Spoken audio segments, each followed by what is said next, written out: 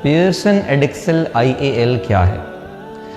बच्चों के जहनों में क्वेश्चंस से ज़्यादा पेरेंट्स के जहनों में क्वेश्चंस होते हैं कि पियर्सन एडिक्सल थोड़ा नया नया सुना है, इसको मतलब ये होता क्या है। देखिए, जैसे A लेवल्स कैम्ब्रिज होता है, बिल्कुल वैसे ही पियर्सन एडिक्सल A लेवल्स होता है, जो कि इंटरनेशनली ग्लोबली रिकग्नाइज्ड होता है। हर यूनिवर्सिटी रिकग्नाइज करती है, चाहे वो पाकिस्तान की यूनिवर्सिटी हो, चाहे वो बाहर की यूनिवर्सिटी हो, तो रिकग्निशन का मसला नहीं है। रही बात तैयारी की, पढ़ाई की, सिलेबस ऑलमोस्ट सेम होते हैं। डिफरेंस क्या होता है? सवाल अब ये है कि डिफरेंस क्या होता है।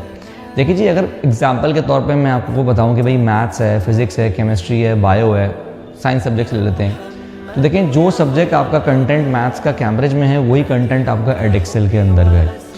फ़र्क सिर्फ क्या होगा, थोड़ा सा एक आध टॉपिक का डिफरेंस होगा, पास पेपर्स का डिफरेंस होगा।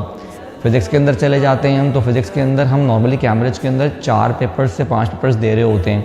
एक MCQs का दे रहे होते हैं, एक थ्योरी का दे रहे होते हैं। AS के अंदर फिर हम प्रैक्टिकल दे रहे होते हैं। A2 के अंदर जो है वो हम जा रहे होते हैं पेपर 4 और पेपर 5 के ऊपर थ्योरी पेपर होता है, और पेपर 5 तो फिर अलग ही क्लास है। लेकिन एडिक्सल के अंदर क्या होता है, एडिक्सल के अंदर 6 पेपर्स होते हैं।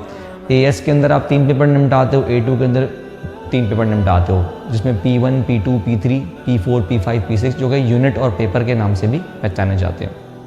अब सवाल यह है कि यूनिट से और पेपर से क्या मुराद है, और ये 6 पेपर क्यों हैं? देखिए जी, पेपर 1 और पेपर 2 बेसिकली फिज़िक्स के अंदर, केमिस्ट्री के अंदर, बायो के अंदर अलग है। पेपर 3 अलग है, पेपर 4, पेपर 5 अलग है, पेपर 6 अलग है। पेपर 1, पेपर 2 में आप क्या कर रहे हो, आप थ्योरी पढ़ रहे हो, कंटेंट वाइज डिस्ट्रीब्यूटेड है। Paper 3 is just like alternate to practical. Practical perform नहीं करना, लेकिन आपका ऑल्टरनेट टू प्रैक्टिकल टाइप है। इसी तरह A2 में P4, P5, P6।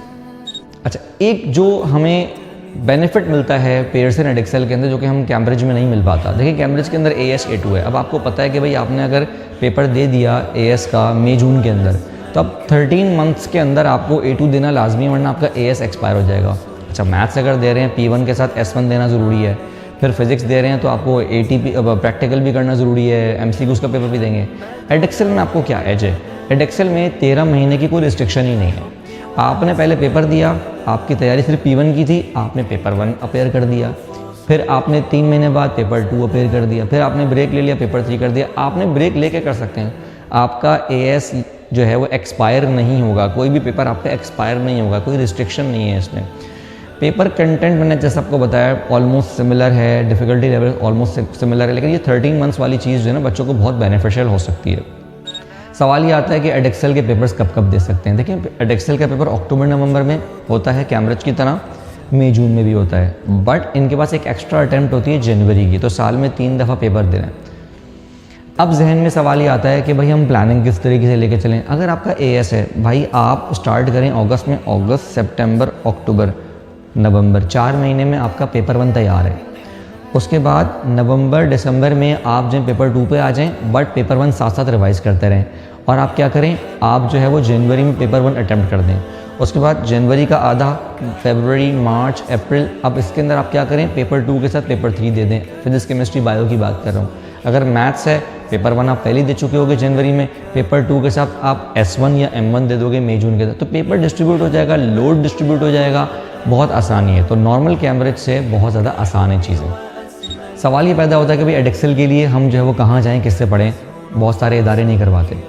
देखिए, पाकिस्तान में अब आहिस्ता आहिस्ता उभर के आ रहे हैं इदारे, और जो है ना एडिक्सल की तैयारी करवा रहे हैं। इसी तरह हमने भी इस प्रोग्राम में हिस्सा लिया है, और हम एडिक्सल की तैयारी प्रॉपर तरीके से करवा रहे हैं, जिसके अंदर हम सारे यूनिट्स को प्रिपेयर करवाते हैं, ठीक है। और इसके अंदर चाहे यूनिट 1 हो, यूनिट 2 हो, यूनिट 4 हो, यूनिट 5 हो, व्हाटएवर, हम सारे सब्जेक्ट्स जो मेन हैं, physics, chemistry, bio, maths, computer, ICT, IT, ये हम सारे कवर अप कर रहे होते हैं। अकाउंट्स है, बिजनेस है, इकोनॉमिक्स है, ये हम सारे सब्जेक्ट्स कवर अप कर रहे होते हैं, एंड ईच एंड एवरीथिंग हम क्लियर कर रहे होते हैं। और जनवरी अटैम्प्ट और मई जून अटैम्प्ट और इवन अक्टूबर नवंबर अटैम्प्ट के लिए हम बच्चों को तैयार कर रहे होते हैं। अब एक सवाल हमारे लिए उठता है कि भाई आपका जो टीचर पढ़ा रहा है उसको एडिक्सल के बारे में पता है या नहीं, क्योंकि बहुत सारे इदारे क्या करते हैं कि भाई एडिक्सल के बच्चे को कैम्ब्रिज के साथ बैठा के पढ़ा देते हैं, तो that is unfair with the एडिक्सल स्टूडेंट।